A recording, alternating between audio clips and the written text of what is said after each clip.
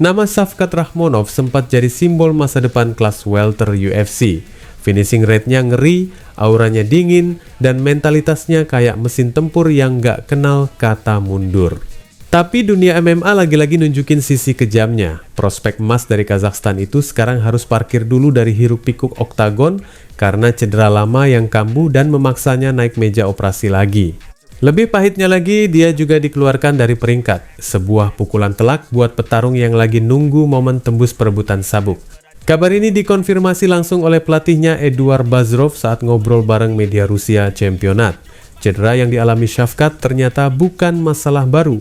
Itu luka lama, bahkan sudah pernah dioperasi waktu dia masih muda.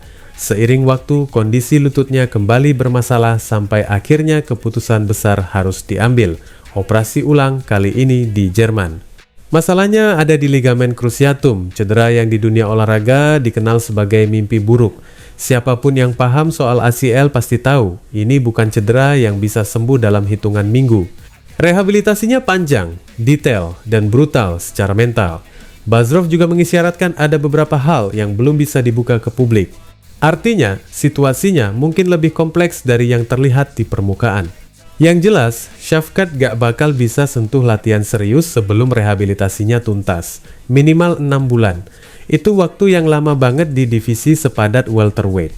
6 bulan bisa bikin peta persaingan berubah total. Ranking geser, kontender baru muncul, dan momentum bisa hilang. Padahal sebelum cedera ini, nama Shavkat lagi sering disandingkan dengan monster-monster elit. Bahkan sempat muncul perbandingan dengan Khabib Nurmagomedov soal dominasi dan aura tak terkalahkan. Sekarang fokusnya berubah total. Dari bicara sabuk jadi bicara pemulihan. Lalu muncul pertanyaan yang bikin fans deg-degan. Kalau Shavkat balik nanti, siapa lawan paling berat buat dia? Pelatihnya ngasih pandangan menarik. Menurutnya, kalau harus milih antara Islam Makhachev dan Khamzat Chimaev, justru Chimaev yang bakal lebih ribet buat dihadapi. Alasannya simpel tapi teknis. Chimaev punya double leg takedown yang super eksplosif dan agresif. Dia nggak cuma jatuhin lawan, tapi ngerotet, muter badan, ngunci posisi dengan gaya pegulat murni. Ditambah lagi posturnya tinggi dan lengannya panjang. Kombinasi ini bikin kontrolnya di atas kanvas terasa mencekik. Adaptasi ke gaya kayak gitu jelas butuh persiapan ekstra. Sementara Islam tetap diakui punya kontrol grappling yang sangat rapi dan disiplin. Tapi secara gaya, menurut Bazrov, pendekatan Chimaev lebih tricky buat Shavkat karena faktor fisik dan dinamika takedown-nya yang unik. Artinya, kalau duel Shavkat versus Chimaev benar-benar kejadian suatu hari nanti, itu bakal jadi perang gulat tingkat dewa. Di sisi lain, kepindahan Islam ke welterweight juga bikin divisi makin panas.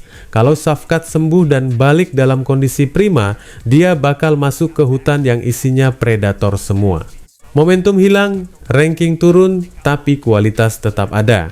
Tinggal pertanyaannya, seberapa cepat dia bisa balikin ritme dan mental tempurnya?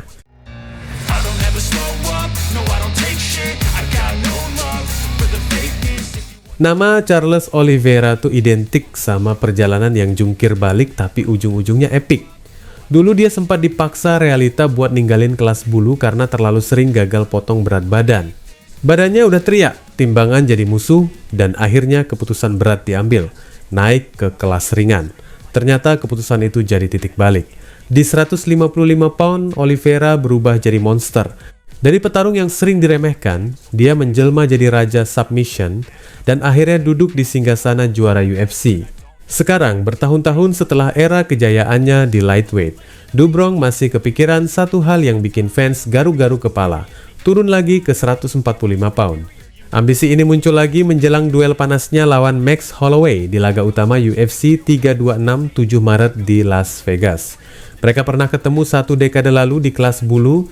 Sekarang reuni itu terjadi di panggung berbeda dengan sabuk BMF jadi taruhannya. Oliveira ngaku kalau pikiran buat turun ke 145 kadang muncul begitu aja.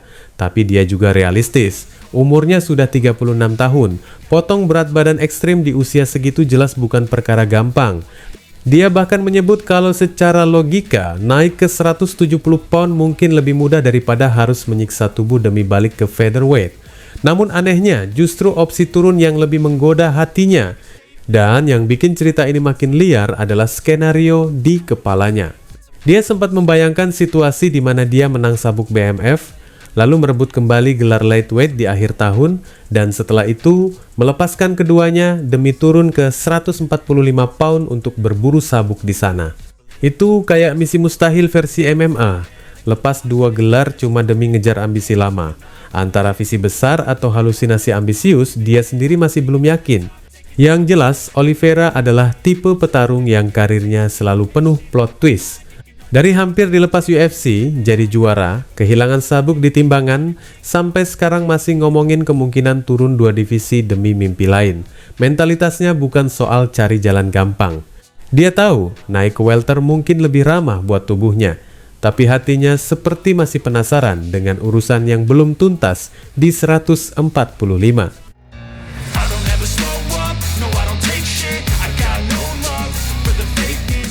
Drama kelas ringan makin panas teman-teman. Ilia Topuria yang lagi duduk di singgasana akhirnya buka pintu buat duel lawan Arman Tsarukyan.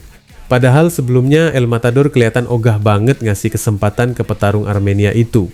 Status Tsarukyan memang penantang utama, tapi Topuria sempat lebih tertarik ngejar rivalitas personal dan duel yang lebih jualan, kayak lawan Paddy Pimblett atau perang brutal kontra Justin Gaethje. Pada ajang UFC 324, The Highlight sukses ngalahin Pimblett dan ngeraih sabuk interim kelas ringan.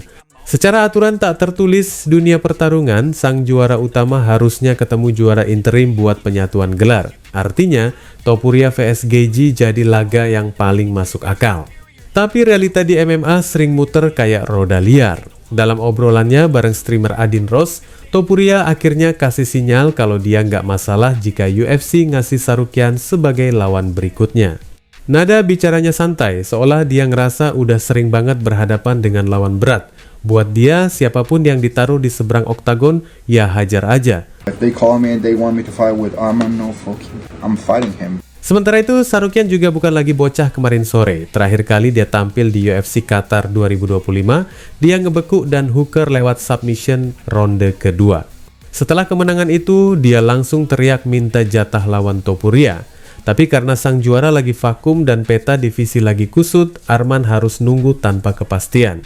Petarung berjuluk Ahal Kalakets itu udah tegas bilang, target berikutnya cuma satu, gelar kelas ringan tak terbantahkan. Kalau nggak dapat title shot, dia bahkan siap turun ke featherweight demi ngejar sabuk dan nantang Alexander Volkanovski. Ambisinya jelas, mau sabuk atau perang besar. Di sisi lain, Topuria kelihatan pede banget. Dia nggak ngelihat Tsarukyan sebagai ancaman serius buat tahtanya di 155 pound. Menurut pandangannya, dengan game plan yang matang dan stamina kelas elit, Arman bisa dibongkar. Topuria bahkan mengulik rekam jejak Tsarukyan mulai dari kekalahan lawan Islam Makhachev, tumbang dari Mateusz Gamrot, sampai fakta bahwa Arman pernah kena KO di awal karirnya.